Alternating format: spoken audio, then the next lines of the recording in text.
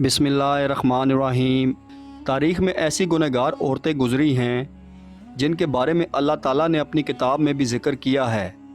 یہ عورتیں نہ صرف انسانوں کی گمراہی کا باعث بنیں بلکہ بعض اللہ تعالیٰ کے انبیاء کرام کو قتل کرانے میں بھی پیش رہیں۔ نمبر 1، حضرت لوط علیہ السلام کی بیوی اردن اور اسرائیلی سرحدوں پر جہاں آج ڈیڈ سی نمکین پانی کی جھیل موجود ہے۔ نمک سے بھری اس جھیل میں آج زندگی کا کوئی نام و نشان نہیں ہے، تاہم آج سے ہزاروں سال پہلے یہ انتہائی زرخیز علاقہ تھا جہاں سدوم اور عمورہ نامی شہر آباد تھا۔ یہ وہی قوم تھی جس پر اللہ تعالیٰ نے حضرت لوط علیہ السلام کو نبی بنا کر بھیجا تھا۔ اس قوم کا گناہ بہت ہی بڑا تھا، ایسا گناہ اس سے پہلی قوموں میں سے کسی نے نہ کیا تھا۔ اس قوم کے مرد مردوں کے ساتھ اور عورتیں عورتوں کے ساتھ بدکاری کرتی تھیں۔ حضرت لوط علیہ السلام کی بیوی جس کا نام وائلا تھا، وہ بظاہر تو حضرت لوط علیہ السلام کی بیوی تھی لیکن وہ اندر سے کافر تھی۔ وہ اپنی قوم کا ساتھ دیتی تھی۔ اس بیوی کے لیے اور کیا بد نصیبی ہو سکتی ہے کہ یہ عورت ساری زندگی ایک نبی کے ساتھ رہتے ہوئے بھی اللہ تعالیٰ کے حکم کی نافرمانی کرتی رہی۔ جب حضرت لوط علیہ السلام کی قوم نے آپ علیہ السلام کی باتوں کو ماننے سے انکار کر دیا تھا تو اللہ تعالیٰ کے فرشتے نوجوانوں کی صورت میں اسی بستی پر ظاہر ہوئے جو حضرت لوط علیہ السلام کے گھر میں قیام پذیر ہوئے۔ حضرت لوط علیہ السلام کی بیوی جو اپنی قوم سدوم کے ساتھ ملی ہوئی تھی، اس نے جا کر اپنی قوم کے لوگوں کو ان نوجوانوں کے بارے میں خبر دی۔ ان لوگوں نے حضرت لوط علیہ السلام کے گھر کو چاروں طرف سے گھیر لیا۔ اس پر فرشتوں نے حضرت لوط علیہ السلام کو اس قوم پر عذاب لانے کی خبر سے آگاہ کیا اور آپ علیہ السلام کو حکم دیا کہ آپ اپنے گھر والوں کو لے کر یہاں سے نکل جاؤ۔ حضرت لوط علیہ السلام ابھی راستے میں ہی تھے کہ ان لوگوں پر اللہ تعالیٰ کی طرف سے پتھروں کی بارش ہو گئی۔ آپ علیہ السلام کی بیوی جو اپنی قوم کا ساتھ دیتی تھی، وہ بھی اپنی قوم کے ساتھ تباہ و برباد ہو گئی تھی۔ سدوم کے پہاڑوں میں آج بھی وائلا کی آبادی موجود ہے۔ حضرت لوط علیہ السلام کی بیوی کا تذکرہ قرآن پاک کے علاوہ بائبل میں بھی آیا ہے۔ نمبر 2، حضرت نوح علیہ السلام کی بیوی۔ قوم نوح شرک جیسے گناہ میں مبتلا ہو چکی تھی۔ اس قوم کے لوگوں نے اپنے سرداروں اور نیک لوگوں کے بت بنائے، ان کی عبادت اور پوجا کرنی شروع کر دی۔ اللہ تعالیٰ نے حضرت نوح علیہ السلام کو اس قوم پر مبعوث فرمایا۔ یہ قوم اتنی ظالم اور نافرمان تھی، اس قوم کے لوگ آپ علیہ السلام کے گھر داخل ہو کر آپ علیہ السلام پر ظلم کرتے اور آپ علیہ السلام کو بے یار و مددگار چھوڑ جاتے۔ حضرت نوح علیہ السلام کو مجلسوں سے نکال دیا جاتا تھا۔ حضرت نوح علیہ السلام کی بیوی بھی ان کافروں کے ساتھ ملی ہوئی تھی۔ مفسرین حضرت نوح علیہ السلام کی بیوی کا نام وائلا یا واغلہ بیان کرتے ہیں۔ یہ عورت کافر ہی نہیں بلکہ ان کا رہن سہن بھی کافروں جیسا تھا۔ حضرت نوح علیہ السلام کی بیوی کافروں میں شریک ہو کر آپ علیہ السلام کو دیوانہ اور مجنون قرار دیتی تھی۔ یہ عورت بتوں کی بڑی تعریفیں کرتی تھی۔ جب کوئی بندہ بتوں کو چھوڑ کر ایک خدا کی طرف مائل ہوتا تھا تو یہ عورت اپنی قوم میں جا کر اس آدمی کا نام بتاتی تھی جس سے اس قوم کے لوگ اس بندے کو مارتے اور پیٹتے تھے۔ اس طرح سے وہ بندہ ڈر اور خوف کے مارے پھر سے بتوں کی پوجا کرنے پر مجبور ہو جاتا تھا۔ وائلا نامی اس عورت نے حضرت نوح علیہ السلام کے ایک بیٹے یام کو بھی کفر میں مبتلا کر دیا تھا، لہٰذا آپ کا یہ بیٹا بھی ماں کی طرح کافروں سے مل کر آپ علیہ السلام کی مخالفت کرتا تھا۔ اللہ تعالیٰ نے اس عورت کی بدبختی قرآن پاک میں بیان کی ہے۔ اس کی تفسیریں حوالے بعد میں بھی درج ہیں۔ جب اللہ تعالیٰ نے حضرت نوح علیہ السلام کی قوم پر سیلاب کا عذاب نازل کیا تو آپ علیہ السلام کی بیوی اور نافرمان بیٹا یام بھی اپنی قوم کے ساتھ برباد ہو گئے۔ نمبر 3، دلائلہ۔ وہ عورت ہے جس کا نام کئی صدیوں سے بے وفائی اور دغا بازی میں بہت ہی مشہور ہے۔ دلائلہ کا ذکر قرآن پاک اور بائبل میں پڑھنے کو ملتا ہے۔ واقعہ کچھ یوں ہے کہ حضرت موسیٰ علیہ السلام کی وفات کے بعد بنی اسرائیل کی قوم عمالقہ کی محکوم بن گئی تو اللہ تعالیٰ نے اس قوم میں ایک بہت ہی طاقتور لڑکے کو پیدا کیا جس کا نام سیمسن تھا۔ سیمسن اس قدر طاقتور تھا کہ اکیلا ہی کئی ہزار بندوں کا مقابلہ کر لیتا تھا۔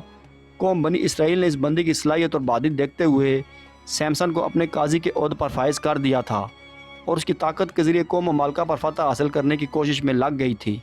دوسری طرف قوم عمالقہ سیمسن کی طاقت پر قابو نہ پا سکی۔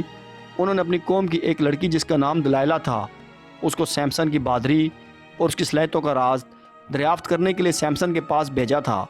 سیمسن اس لڑکی کو دیکھ کر پاگل ہو گیا، وہ اس کی محبت میں دیوانہ ہو گیا۔ اس نے اس لڑکی کو اپنی صلاحیت کے سب راز بھی بتا دیے تھے۔ سیمسن نے کہا کہ اس کی طاقت کا راز اس کے لمبے بال ہیں۔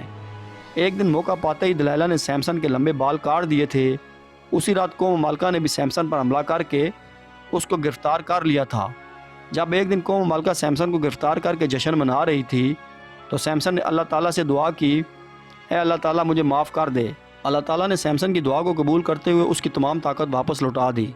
جس ستون کے ساتھ سیمسن کو باندھا گیا تھا، سیمسن نے اس ستون کو اپنی طاقت سے کھینچا تو سارے کا سارا محل زمین پر گر گیا، جس کے نتیجے میں دلیلہ اور قوم مالکہ کے بے شمار لوگ موت کی گھاٹ اتر گئے تھے۔ نمبر 4، جیزابل لبنان کے بادشاہ کی بت پرست بیٹی تھی۔ اس کی شادی قوم بنی اسرائیل کے بادشاہ عقیب سے ہوئی۔ جیزابل نے نہ صرف عقیب کو بت کی پوجا پر لگایا بلکہ تمام ریاست میں ایک خدا کو ماننے کی بجائے بے شمار بت بنا دیے گئے تھے تاکہ لوگ ان بتوں کی پوجا کرتے ہوئے گمراہی سے باہر ہی نہ نکلیں۔ ایک دن قوم کے نیک بندے یرمیہ علیہ السلام نے جیزابل اور اس کے شوہر کو کہا کہ تم سب لوگ بت کی پوجا کرنے کی بجائے ایک خدا کی عبادت کیا کرو، اس میں ہی تمہاری بھلائی ہے۔ اس ظالم عورت نے نیزے کا اتنا شدید وار کیا جس کی وجہ سے وہ بوڑھا آدمی شہید ہو گیا۔ حضرت یرمیہ علیہ السلام نے اس عورت کو بددعا دی کہ بہت جلد ہی تیرے حسین و جمیل بدن کو کتے نوچ نوچ کر کھا جائیں گے۔ اس کے بعد اللہ تعالیٰ نے اس قوم پر حضرت الیاس علیہ السلام کو بھیجا، تاہم یہ ملکہ ایمان لانے کی بجائے آپ علیہ السلام کو بھی مارنے کے لیے تیار ہو گئی تھی۔ پھر ایک دن حضرت یرمیہ علیہ السلام کی بددعا رنگ لائی اور ملک اسرائیل پر سردوں کے قبائل وحشی نے حملہ کر دیا۔ ان لوگوں نے ملکہ جیزبیل کو زخمی حالت میں سڑک پر پھینک دیا تھا، یہاں تک کہ بہت سے جنگلی کتے جیزبیل کے ارد گرد جمع ہو گئے تھے۔ کتوں نے اس کی لاش کو نوچ نوچ کر کھا لیا۔ نمبر 5، عطالیہ۔ حضرت الیاس علیہ السلام کے دور سے تعلق رکھنے والی ایک جیزبیل کی بیٹی تھی جس کا نام عطالیہ تھا۔ یہ لڑکی بھی اپنی ماں کی طرح بہت ہی حسین و جمیل تھی، یہ بھی کافر تھی۔ اس کی شادی یہودا کے بادشاہ یہورام سے ہوئی تھی۔ اس قوم میں بھی ہر جگہ بتوں کی عبادت ہونے لگی تھی۔ اس قوم پر بھی وحشی لوگوں نے حملہ کیا تھا جس کی وجہ سے وحشی لوگوں نے یہورام کو بھی قتل کر دیا، لیکن یہ بادشاہ ایک غار میں چھپ گیا تھا جس کی وجہ سے اس غار میں ہی اس بادشاہ کی موت واقع ہو گئی تھی۔ جب وحشی ملکہ عطالیہ اور اس کی بیٹی اغزالیہ کو اپنے ساتھ ہی لے گئے تھے، ان ماں بیٹی کو بہت ہی زیادہ ذلیل کرنے کے بعد ماں اور بیٹی کو آزاد کر دیا گیا تھا۔ اس کے بعد عطالیہ نے بتوں کی عبادت سے توبہ کر کے حضرت موسیٰ علیہ السلام کے مذہب پر آ گئی تھی، لیکن اس تبدیلی کو سال بھی نہ گزرا تھا کہ عطالیہ پھر کفرانہ کاموں کی طرف لوٹ آئی تھی۔ اس کی بیٹی کے قتل کے بعد ملکہ عطالیہ کو اس سلطنت یہودیہ کا تاج پہنا دیا گیا تھا۔ اس نے اپنی دولت کے نشے میں آ کر اپنے پوتوں کو قتل کروا دیا تھا، پھر اپنی رعایا پر بھی بہت ہی ظلم و ستم کرنے لگی۔ تاہم اس کا پوتا جو اس سے جان بچانے میں کامیاب ہو گیا تھا، یہودا کے لوگوں نے اس کو اپنا بادشاہ بنا لیا تھا۔ یہ ملکہ عطالیہ اپنے محل کے بغیر اپنی ہی قوم کے ہاتھ بہت ہی ذلیل و رسوا ہو کر مر گئی۔ عطالیہ کا ذکر بھی بل میں تفسیر کے ساتھ موجود ہے۔ Number 6، Herodias. اگر تاریخ انسانی کی سب سے گنہگار عورت کہا جائے تو غلط نہ ہوگا، کیونکہ یہ عورت حضرت یحییٰ علیہ السلام کے قتل کی ذمہ دار ہے۔ یہ حضرت عیسیٰ علیہ السلام کی پیدائش سے چند برس پہلے کی بات ہے کہ ہیروڈیاس ایک غریب اور بہت ہی حسین و جمیل عورت تھی۔ فلسطین کے خاندان کی بہو بن گئی۔ ابتدا میں اس کی شادی شہنشاہ کے دوسرے بیٹے ہروڑ سے ہوئی تھی اور اسی ہروڑیاس کے گھر ایک لڑکی پیدا ہوئی۔ تاہم جب وراثت کی تقسیم کے بعد جب ہیروڈیاس نے دیکھا کہ سب سے زیادہ طاقت ورفلپ کے بھائی اینٹی باس کے حصے میں آئی ہے تو اس نے بھی اپنے شوہر کو چھوڑ کر اینٹی باس سے شادی کر لی تھی۔ ان دنوں اللہ تعالیٰ کے نبی حضرت یحییٰ علیہ السلام، جنہیں اہل کتاب یونا کے نام سے پکارتے ہیں، لوگوں کو درس و تدریس دینے لگے۔ ہیروڈیاس کو آپ کی دینی باتیں پسند نہ آئی تھیں، جس کی وجہ سے اس نے حضرت یحییٰ علیہ السلام کو گرفتار کروا دیا۔ ہیروڈیاس نے کافی بار کوشش کی کہ وہ اپنے شوہر اینٹی باس سے آپ علیہ السلام کے قتل کے احکامات جاری کروائے، تاہم اینٹی باس ایسا نہ کر سکا۔ ہیروڈیاس کی بیٹی سلومی اب جوان ہو چکی تھی۔ جب اس نے حضرت یحییٰ علیہ السلام کی معصومیت اور نور کو دیکھا تو آپ علیہ السلام پر فدا ہو گئی تھی۔ اس نے آپ علیہ السلام کو گناہ کی دعوت دی، لیکن آپ علیہ السلام نے اس کی طرف آنکھ اٹھا کر بھی نہ دیکھا۔ اب یہ دونوں ماں اور بیٹی یحییٰ علیہ السلام کے خلاف ہو گئی تھیں۔ ایک دن بادشاہ اینٹی باس کے سامنے سلومی نے بہت ہی بیہودہ ڈانس کیا۔ رقص کرتے ہوئے اس نے اپنے جسم کے سارے کپڑے اتار ڈالے۔ اس رقص میں بادشاہ نے بہت ہی دلچسپی لی تھی۔ اس کو سلومی کا یہ رقص بہت ہی پسند آیا۔ اس نے سلومی سے کہا کہ تم کیا مانگنا چاہتی ہو، میں تم کو حاضر کر دیتا ہوں۔ اس عورت نے جواب دیا کہ میں چاہتی ہوں کہ تم حضرت یحییٰ علیہ السلام کو قتل کر دو۔ بادشاہ جو کہ بھرے ہوئے محل میں سلومی سے عہد کر چکا تھا، اس نے یحییٰ علیہ السلام کو شہید کر دیا تھا۔ اس طرح سلومی اور اس کی ماں اس گناہ میں بھی شامل ہو گئی تھیں۔ نمبر 7، ام جمیل۔ ابو لہب کی بیوی تھی جس کا اصل نام عروہ بنت حرب تھا۔ اس کی آنکھوں کا بینگا پن نمایاں تھا، جس کی وجہ سے اس کو لوگ کہانی کہا کرتے تھے۔ قرآن پاک میں اللہ تعالیٰ نے ابو لہب اور اس کی بیوی کو انتہائی سخت الفاظ میں یاد کیا ہے۔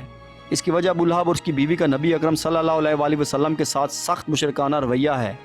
یہ دونوں میاں اور بیوی آپ صلی اللہ علیہ وآلہ وسلم کو تکلیف اور اذیت پہنچانے کا کوئی بھی موقع ہاتھ سے نہیں جانے دیتے تھے۔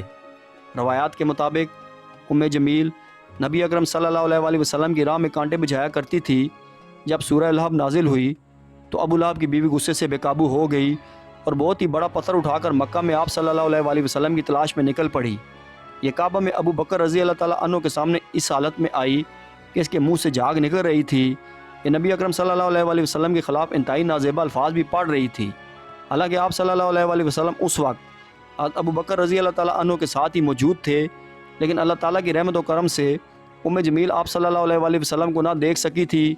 وہ وہاں سے گھر کی طرف روانہ ہو گئی تھی۔ بے شک ام جمیل تاریخ کی بدبخت ترین عورتوں میں شامل ہے، کیونکہ اس نے نبی آخر الزمان، سرور کائنات، وجہ تخلیق کائنات حضرت محمد صلی اللہ علیہ وآلہ وسلم کو بے شمار تکلیفیں پہنچائیں۔